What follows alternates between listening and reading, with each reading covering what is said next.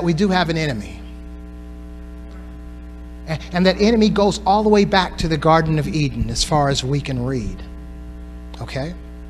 Now we know that Eden was not the garden. Eden was a place, and there was a garden in Eden. That was the Garden of Eden. And Hebrew, Eden means place of pleasure. And a garden, another name for a garden, or another word or form of the word garden is to work. So you have to work for your sustenance. So in a sense, the Eden and the Garden of Eden scenario, that was a symbol to us of grace. Eden was grace, pleasure, freely given.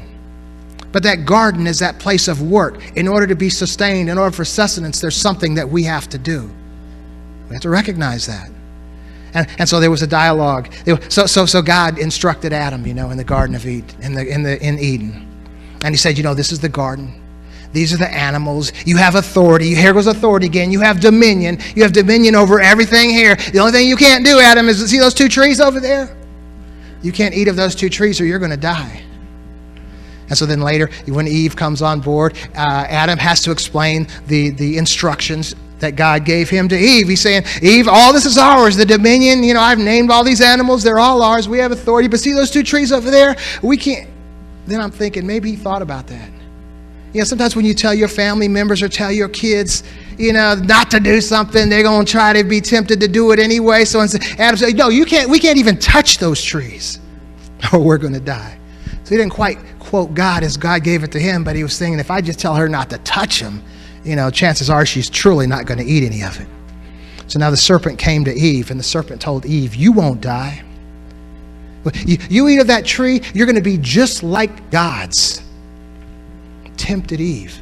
Now that right there basically was the fall of Lucifer. That was Lucifer's thing. Lucifer's thing was he thought he was just as great. The story doesn't tell us that Lucifer thought he was greater than God. Lucifer thought he was just as great as God. And now, as you begin to read Scripture, you recognize Lucifer was the greatest of all the angels. His name, Lucifer, means illumination. And so in the hierarchy of authority of the angels, Lucifer was like the general. He was the top angel. So here we go with that authority again. So Lucifer decides that he is just as great as God. Lucifer stepped outside of that divine authority, even the divine angelic authority, and he lost his place in that authority. And so now we find all through Scripture, what Lucifer is doing is he's trying to get other people to be in his position. When Satan took Jesus and tempted him, he said, all this can be yours, Jesus. All you have to do is bow down and worship me. That was Lucifer just wanted to be worshiped like God. And as that's where he takes us to, trying to get us to come out of that. See, disobedience is what will take you out of that divine line of authority. See, disobedience isn't going to take away your grace. It didn't take away the grace of Adam and Eve in Eden and the Garden of Eden. It didn't take away the mercy. But it had consequences. And what I'm suggesting today is we need to realize that a lot of the situations that we're facing, see, we've embraced grace. And we know that it's good. And that will never leave us.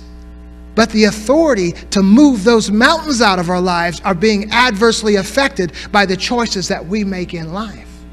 And that's why we're sitting here. Now, when I talk about disobedience, I'm not talking about that long list and litany of things. The church is like, you can't cuss, you can't smoke, you can't drink, you can't do this, you can't do that. I'm not talking about that. Those are not good for you. But what I'm talking about are the two commandments that Jesus gave. To love God with all of your heart and to love your neighbor as you love yourself. We quote that, but man, that is about the deepest, the most difficult thing to do is to love your neighbor as you love yourself. Look in this nation, we have all kinds of craziness going on. These people are hating these people. These folks are hating these people. Nobody's loving.